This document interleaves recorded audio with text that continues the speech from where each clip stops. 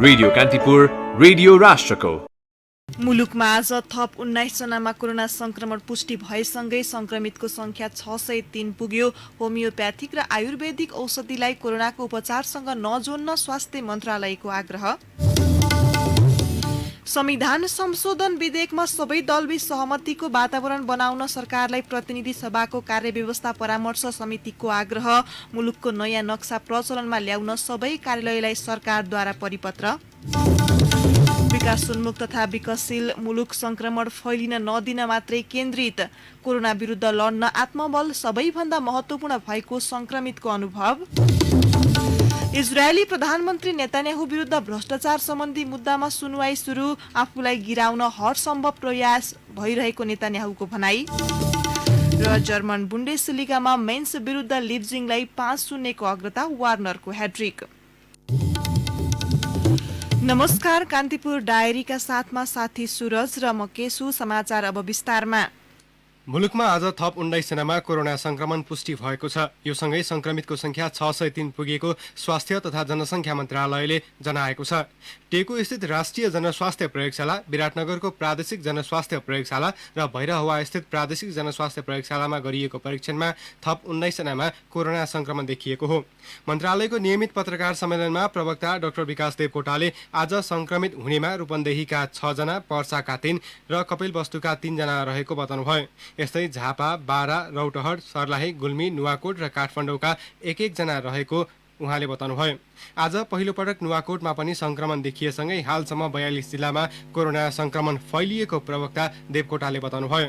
मुलुकमा कुल संक्रमित मध्ये 524 जना पुरुष र 79 जना महिला रहेका छन्। पछिल्लो 24 घण्टामा पीसीआर विधिबाट 208 र आरडीटी विधिबाट 3791 जनाको नमुना परीक्षण गरिएको मन्त्रालयले जनाएको छ। मन्त्रालयका अनुसार हालसम्म आरडीटी विधिबाट 90,026 नमुना परीक्षण भएका छन् भने पीसीआर विधिबाट 48,815 परीक्षण गरिएका छन्।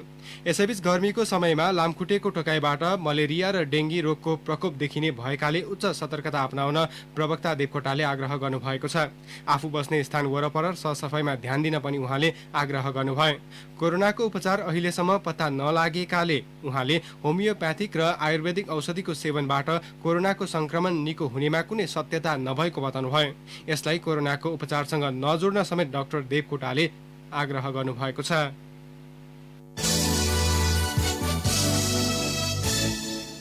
प्रतिनिधि सभाको कार्यव्यवस्था परामर्श समितिले संविधान संशोधन विधेयकमा सबै दलबीच सहमतिको वातावरण बनाउन सरकारलाई आग्रह गरेको छ। परामर्श समितिको आज बसेको बैठकले निशान छाप संशोधन गर्न संसदमा दर्ता भएको नेपालको संविधान दोस्रो संशोधन 2077 विधेयकमा सबै दलहरूबीच सहमति जुटाउन आग्रह गरेको हो। विधेयकलाई पास गर्ने बेलासम्ममा सबै दलको सहमति खोज्न सरकारलाई आग्रह गर्ने निर्णय भएको प्रमुख प्रतिपक्षी कांग्रेसका प्रमुख सचेतक बालकृष्ण खाँडले जानकारी दिनुभयो।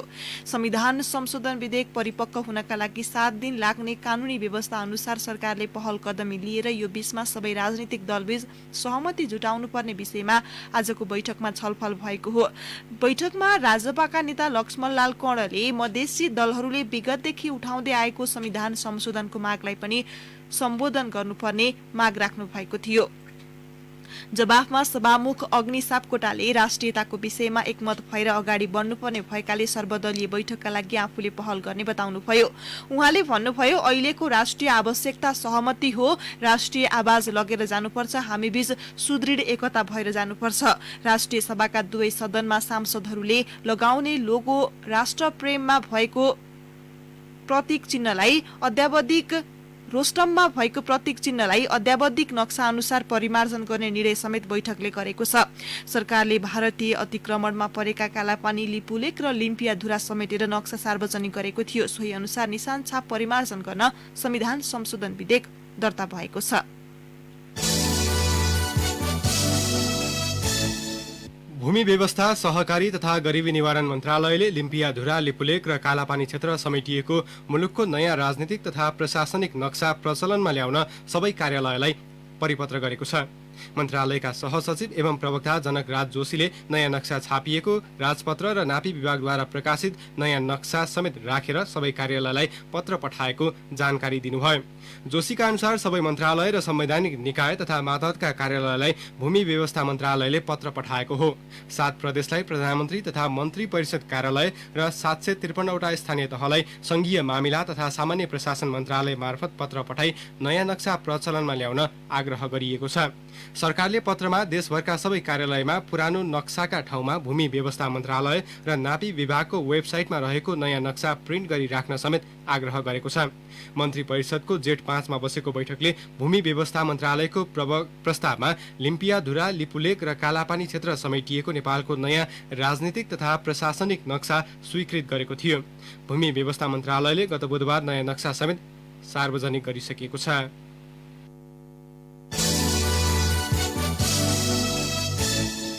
अब पालो कान्तिपुर सविस्तारको। कान्तिपुर सविस्तार। विश्वभर महामारीको रूप लिएको कोरोना भाइरस संक्रमितको संख्या नेपालमा पनि 600 नागेको छ। 87 जना संक्रमण मुक्त भएर घर फर्किँदा 3 जनाले कोरोना संक्रमणकै कारण ज्यान गुमाएका छन्। विश्व स्वास्थ्य संगठन WHO ले संक्रमित मध्ये रोग प्रतिरोधात्मक क्षमता कमजोर रहेका 2-3% मृत्यु हुने गरेको बताउँदै आएको छ। संक्रमण पहिचान भए पनि औषधि पत्ता लगाउन कठिन हुनु विश्वका मैहुँ भन्ने विकसित मुलुकका लागि समेत टाउको दुखाइको विषय बनिरहेको छ। विकासोन्मुख तथा विकसशील मुलुक संक्रमण फैलिन नदिन मात्र केन्द्रित भएका छन् भने विकसित मुलुक भ्याक्सिन बनाउन खटिरहेका छन्। संक्रमण हुन नदिनु सबैभन्दा उत्तम उपाय हो, तर संक्रमण भइहालेमा यससँग जुझ्ने अचूक औषधि भनेको आत्मबल बलियो बनाउनु नै हो। त्यहाँ पनि फिट एन्ड फाइन थियो, यहाँ पनि फिट एन्ड फाइन छ। कुनै पनि 1% पनि फिलिङ भएन त डाक्टरले तपाईँको के समस्या भएर कल गर्नुहोस्, के समस्या त्यो हेरिराख्नु थियो। हामीहरूको के समस्या आएन, के पनि एउटा ज्वरो, एउटा खाँसी, एउटा खोको के पनि आएन। बाँकेको नेपालगञ्ज 8 जलानपुरवाका फैयाज अली अन्सारी कोरोना भाइरस संक्रमण मुक्त भएर घर फर्किएपछिको अनुभव सुनाउँदै उनले भने जस्तै रोग प्रतिरोधात्मक क्षमता उच्च भएका व्यक्तिमा कोरोनाको लक्षण खासै देखिँदैन। गत माघको दोस्रो साता कोरोना भाइरसको पहिलो केस देखिएको नेपालमा पछिल्लो समय संक्रमणको दर बढिरहेको छ। संक्रमण फैलिन नदिन सरकारले गरेको लकडाउन 2 महिना कटिसक्यो। लकडाउन नै संक्रमण फैलिन नदिने उत्तम उपाय देखेको सरकारले परीक्षणको दरमा वृद्धि गर्न सकेको छैन। 90,026 RDT गरिँदा PCR परीक्षण भने 48,815 मात्र छ। लकडाउनको समयावधिको तुलनामा परीक्षणको यो संख्या नगण्य हो। यस्तोमा आइसोलेसनमा बसेका संक्रमितहरू सामु आत्मबल बलियो बनाउनुको अर्को विकल्प छैन।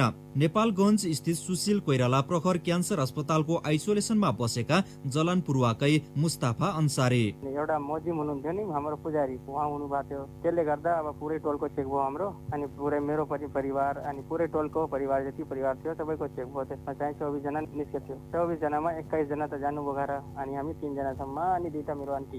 सरकारले सुरुमा गरेको आकलन अनुसार तयार बनाएको आइसोलेसन वार्ड तराईका जिल्लामा कम भएको छ। कतिपय अस्पताल पुगेर आइसोलेसनमा बसेका छन् भने कतिपयले आफ्नै निवास तथा कार्यकक्षलाई नै सेल्फ आइसोलेसन बनाएका छन्। कपिलवस्तुको कपिलवस्तु नगरपालिका 2 कार्यथलो बनाएका अर्घाखाँचीका बसन्त बन्जाडे आफ्नै कार्यालयलाई सेल्फ आइसोलेसन बनाएको बताउँछन्। मलाई कोरोना भएको छ भनेर मेन्टलिजमा मैले सोचेको पनि छैन। आफ्नै काममा नियमित रूपमा छु। त्यो हुनाले अब हातहरू चाहिँ म आधा घण्टामा हात धुने, त्यसपछि सकेसम्म हात चाहिँ मुखमा अहिले हात नलाने त्यसरी गरिरहेको छु। म जहाँ बसेको छु त्यो ठाउँमा कोही पनि साथीहरूलाई नआउनु भनेको छु। म अफिसमै बसेको छु। त्यो आधारले गर्दाखेरि करिब 4 महिनाको अवधिमा 42 जनामा फैलिएको कोरोना संक्रमणबाट 87 जना मुक्त भइसकेका छन्। कोरोना लाग्न साथ बाँचिन्न कि भन्ने हाउगुजी सबैमा छ। समय समयमा सरसफाई गरिरहने र आत्मबल बलियो बनाउने हो भने कोरोना भाइरसको संक्रमणलाई परास्त गर्न सकिन्छ। तर त्यसका लागि मनले आँट्नु पर्यो कि कोरोनालाई पराजित गर्छु भनेर। कपिलवस्तुमा पत्रकारिता गरिरहेका बन्जाडे सेल्फ आइसोलेसनमा रहँदा के गर्दैछन् त? सुरक्षित रहने हो हैन, हाइजेनिक तरिकाले खाना खाने, अनि अब सेफ्टी तरिकाले लकडाउन जस्तै सरकारले भनेको छ त्यो अनुसार लकडाउन चाहिँ पुनः पालना गर्ने र कोरोना छ भनेर यति धेरै भयभीत हुनुपर्ने आवश्यकता छ जस्तो मलाई लाग्दैन हैन। फ्रन्ट लाइनमा रहेर काम गर्नेहरू कोरोना संक्रमणको उच्च जोखिममा हुन्छन्। कतिपय अवस्थामा सावधानी अपनाउँदा पनि भाइरस चढ्न सक्छ। बडो अचम्मको स्वभाव छ यो भाइरसको। यसले धनी गरिब बलियो निर्धो पढे लेखेका अनपढ भनेर भेदभाव गर्दैन। अरूलाई कोरोना संक्रमणको जोखिम बारे सिकाउने पत्रकार महासंघ पर्साका अध्यक्ष श्याम बन्जाडा अहिले आफै वीरगञ्ज स्थित नारायणी अस्पतालमा आइसोलेसनमा छन्। भिडभाडमा तब म पत्रकार महासंघको अध्यक्ष भएपछि अब त्यो आन्दोलन चलेको थियो, 2-4 त्यो आन्दोलनमा गइयो, सबै साथीहरूलाई सहभागी गराइयो। अनि त्यसपछि अब मसँग सहभागी भएका झन्डै 100-150 जना साथीहरूको रिपोर्ट सबैको नेगेटिभ आयो। त्यसले गर्दा यो संक्रमणको पुष्टिको पर्याप्त आधार पत्ता लगाउनै सकिएन। कोरोना भाइरस लाग्दैमा बाँचिन्न भन्ने होइन, तर सरसफाइमा विशेष ध्यान दिनुपर्छ। संक्रमित मध्ये 2-3% ज्यान गुमाउँछन्। यसो भन्दैमा विश्वमा संक्रमितको संख्या 54 लाख नाग्दा करिब 3.5 लाखले ज्यान गुमाएको पनि नकार्न सकिँदैन। त्यसैले कोरोनाबाट बच्ने उपाय बेला बेलामा हात धुने, शारीरिक दूरी कायम गर्ने, भिडभाडमा नजाने र जानै परे मास्कको प्रयोग नै हो। र यदि संक्रमित भइहाले पनि यसैबाट ज्यान गइहाल्दैन भनेर आत्मबल दह्रो बनाउनुको विकल्प छैन। विज्ञहरूका अनुसार कोरोना भाइरस केही वर्ष विश्वमै रहन्छ। त्यसैले यस विरुद्धको खोप र औषधि पत्ता नलागेसम्म सबैभन्दा श्रेयस्कर चाहिँ कोरोना भाइरससँग जिउने पद्धतिको विकास गर्नु नै हो। रेडियो कान्तिपुरका लागि बासु खड्का। कान्तिपुर सविस्तार।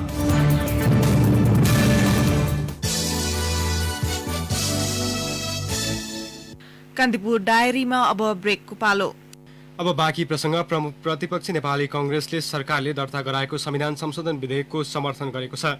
ललितपुरको सानेपा स्थित पार्टी मुख्यालयमा आज बसेको पदाधिकारी बैठकले भारतीय अतिक्रमणमा परेको लिम्पियाधुरा, कालापानी र लिपुलेखलाई समेटेर जारी गरिएको नयाँ नक्सालाई संविधानको अङ्ग बनाउने गरी निशान छापमा समावेश गर्न सरकारले ल्याएको संविधान संशोधनको पक्षमा उभिने निर्णय गरेको हो। सरकारले अतिक्रमित नेपाली भूभाग समेटेर राजनीतिक तथा प्रशासनिक नक्सा जारी गरे लगतै निशान छाप परिवर्तनका लागि अस्ति शुक्रबार संविधान संशोधन प्रस्ताव दर्ता भएको थियो। कांग्रेस सहमहामन्त्री प्रकाश शरण महतले संविधान संशोधनलाई अघि बढाउन पदाधिकारी बैठकले निर्णय लिएको बताउनुभयो। जनता समाजवादी दलले प्याकेजमै संविधान संशोधनका लागि साथ खोजेको विषयमा भने कांग्रेसले छलफल गरेन। यसैबीच कांग्रेसले स्रोतलाई मध्यनजर गर्दै आगामी आर्थिक वर्षका लागि 14 खर्ब हाराहारीको बजेट ल्याउन सरकारलाई सुझाव दिएको छ। पदाधिकारी बैठकमा पूर्व अर्थमन्त्री डाक्टर रामशरण महत संयोजकत्वको समितिले सभापति शेरबहादुर देउवालाई आर्थिक प्रतिवेदन बुझाएको हो। सो समितिको प्रतिवेदनले चालू खर्च नभएको रकम र केन्द्रीय बैंकको ओभरड्राफ्टलाई आकलन गर्दा 13 खर्ब 50 अर्बदेखि 14 खर्ब हाराहारीको बजेट ल्याउन सुझाव दिएको हो।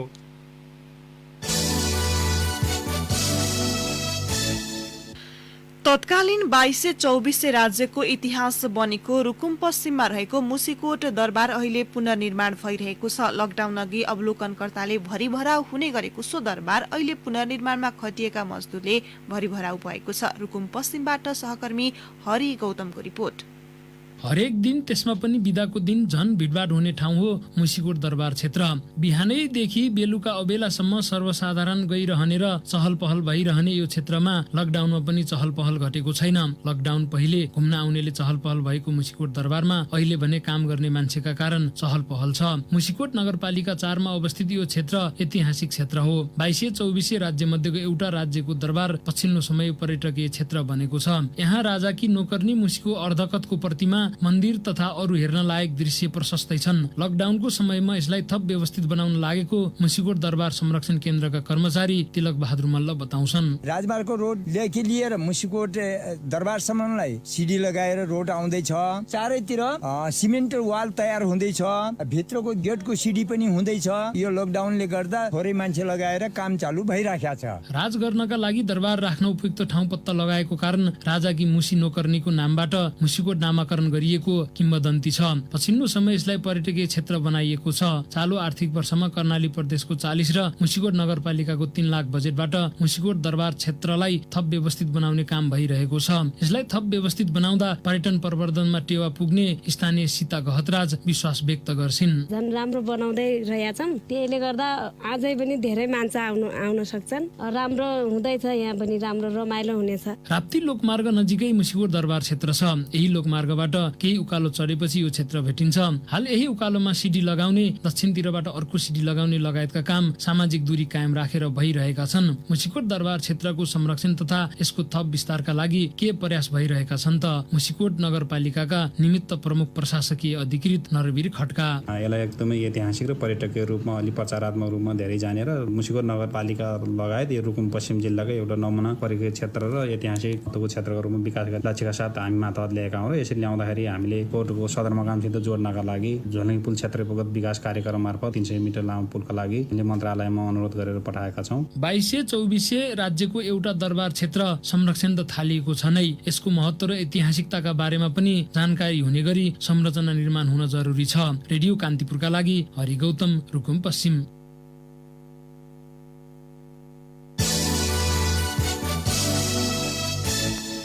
भारतीय ह्याकरको कब्जामा रहेको नेपाल नागरिक उड्डयन प्राधिकरणको वेबसाइट आफ्नो नियन्त्रणमा रहेको प्राधिकरणले जनाएको छ।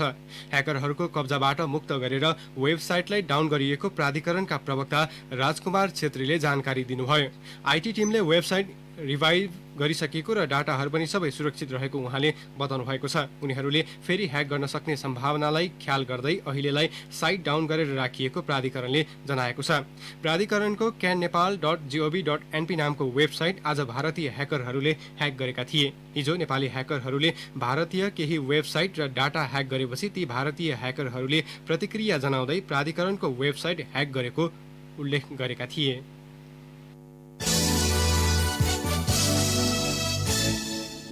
रूपन्देहीको सुनवल नाकाबाट भित्रिएका सङ्खुवा सभाका 23 जनालाई उद्धार गरिएको छ। उनीहरू लुकेर सुनवल नाका हुँदै रूपन्देही पुगेका थिए।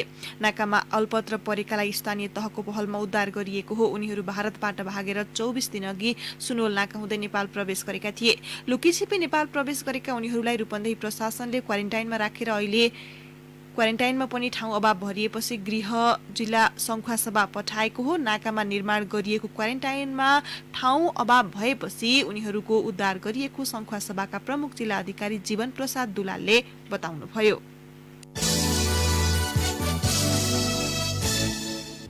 कोरोना संक्रमण पुष्टि भएका झापाको 12 गाउँपालिकाका 45 वर्षीय पुरुष 4 दिन अघि मात्र भारतको दिल्लीबाट फर्किएको खुलेको छ।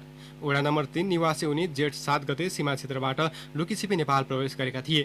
संक्रमित पुरुषलाई थप उपचारको लागि आज नै धरानस्थित बीपी कोइराला स्वास्थ्य विज्ञान प्रतिष्ठानको कोभिड अस्पतालमा पठाइएको छ। 12 गाउँपालिकामा उनी तेस्रो संक्रमित हुन्। यसअघि गत वैशाख 14 गते वडा नम्बर 4 का 49 वर्षीय पुरुषमा पनि कोरोना संक्रमण पुष्टि भएको थियो। उनी उपचारपछि घर फर्किसकेका छन्। हिजोसँगै झापामा कोभिड-19 संक्रमितको संख्या 37 पुगेको छ। 2 जना उपचारपछि घर फर्किएका छन् भने बाँकी उपचाररत छन्।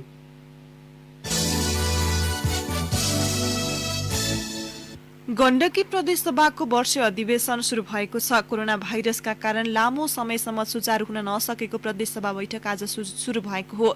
सामाजिक दूरी कायम गर्दै प्रदेश सभा बैठक पोखरा स्थित सभागृहको हलमा सञ्चालन भएको थियो। बैठकमा मुख्यमन्त्री पृथ्वी सुब्बा गुरुङले विश्वभर महामारीको रूपमा फैलिएको कोरोना भाइरस विरुद्ध तीनै तहको सरकारको समन्वय रहेको बताउनुभयो। अब केही समाचार संक्षेपमा। भारतबाट पर्वत भित्रिनेको संख्या 75 पुगेको छ। हिजो र आज गरी 35 जना जिल्ला भित्रिएका हुन्। जिल्ला प्रशासन कार्यालय र स्थानीय तहको समन्वयमा उनीहरूलाई कुस्मा स्थित विभिन्न स्थानको क्वारेन्टाइनमा व्यवस्थापन गरिएको छ। बहुमूल्य जडीबुटी आर्चा सहित डोल्पाको बोकी पाटनबाट 2 जना पक्राउ परेका छन्। पक्राउ पर्नेमा रुकुम पूर्वको पुथा उत्तर गंगा गाउँपालिका 1 का 26 वर्षीय सुभजित विक र 42 वर्षीय छाया विक रहेका छन्। भारतमा रोजगारी गुमाएर जिल्ला फर्किन थालेपछि सिन्धुलीको कमलामाई नगरपालिकाले क्वारेन्टाइनको निर्माण पुनः थालेको छ। विभिन्न ओडामा हिजो 14 र आज 19 जना भारतबाट फर्किएका नगर प्रमुख खड्गबहादुर खत्रीले जानकारी दिनुभयो। कोरोना भाइरस छ छैन भनेर जाँच गर्ने विधि पीसीआरमा मुगुका 357 जनाको रिपोर्ट नेगेटिभ आएको छ। पश्चिम नवलपरासीमा भिटिएम किट नहुँदा स्वाब संकलन रोकिएको छ। क्वारेन्टाइनमा बस्ने मानिसको संख्या वात्तै बढेपछि परीक्षणका लागि किट अभाव भएको हो। र रौतहटमा कोभिड-19 को संक्रमण बढ्दै गएसँगै जिल्लाका 48 वटा क्वारेन्टाइनमा 2554 जनालाई राखिएको छ। रोजगारीका लागि भारत गएकाहरू अहिले धमाधम घर फर्कन थालेपछि उनीहरूलाई सीमाबाट सिधै क्वारेन्टाइनमा लैजान थालिएको हो। कान्तिपुर डायरीमा पुनः ब्रेकको पालो। ब्रेकपछि अब आर्थिक प्रसङ्ग। विभिन्न क्षेत्रमा बौद्धिक र राजनीतिज्ञ सम्मिलित कोरोना महाव्याधि विरुद्ध सार्वजनिक पहल अभियानले आगामी वर्षको बजेटका लागि सुझावसहितको पोलिसी मेमो राष्ट्रिय योजना आयोगका उपाध्यक्ष र अर्थमन्त्री मार्फत सरकारलाई बुझाएको छ। डाक्टर बाबुराम भट्टराई, प्रदीप गिरी, स्वर्णिम वाग्ले लगायत संलग्न साझा अभियानले कोरोना महाव्याधिले परिरहेको असर र विभिन्न परिदृश्यमा पार्न सक्ने बहुआयामिक प्रभावबारे नीति तथा कार्यक्रमले संवेदनशीलता नदेखाएको पाइएको उल्लेख गरेको छ।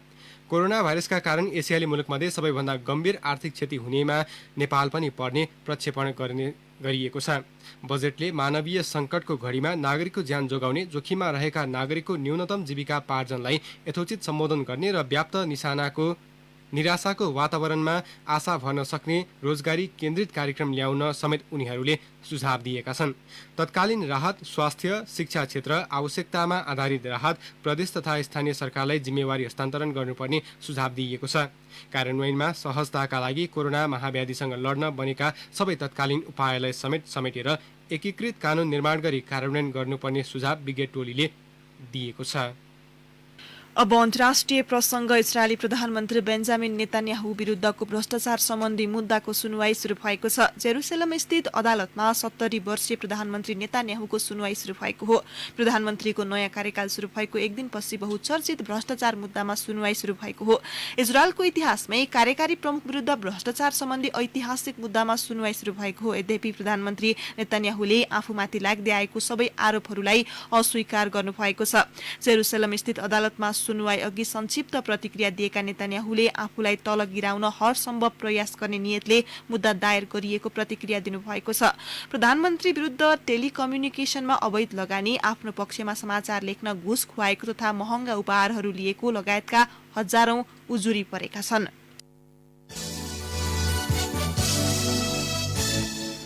विश्वभर कोरोना संक्रमितको संख्या 53,34,675 पुगेको छ। अमेरिकाको जोन्स हपकिन्स विश्वविद्यालयका अनुसार हालसम्म संक्रमणका कारण 3,41,513 जनाले ज्यान गुमाएका छन्। 21,24,000 भन्दा बढी मानिस भने संक्रमण मुक्त भएको विश्वविद्यालयले उल्लेख गरेको छ। अमेरिकामा कोरोना संक्रमणका कारण मृत्यु हुनेको संख्या 1 लाख नजिक पुगेको छ। हालसम्म त्यहाँ 16,23,000 मानिस संक्रमित भेटिएका छन्। 3,61,000 भन्दा बढी मानिस भने उपचारपछि घर फर्किएका छन्। भारतमा संक्रमितको संख्या 1,32,000 नागेको छ भने 3,879 जनाले ज्यान गुमाएको विश्वविद्यालयले उल्लेख गरेको छ।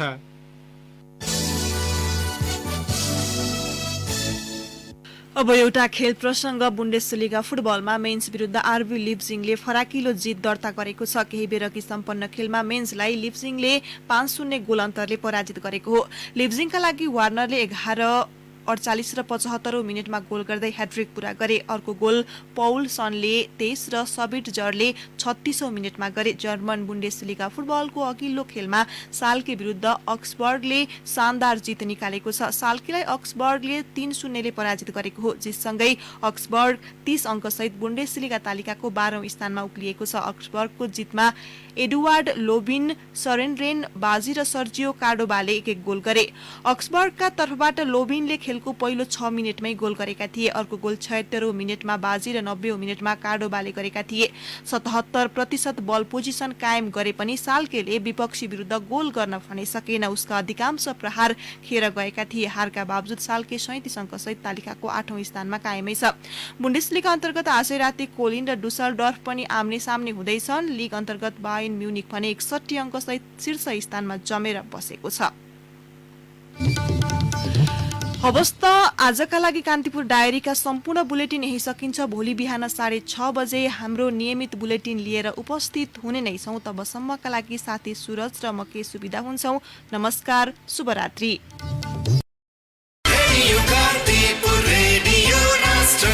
सूचना र मनोरञ्जनको संवाहक रेडियो राष्ट्रको रेडियो कान्तिपुर।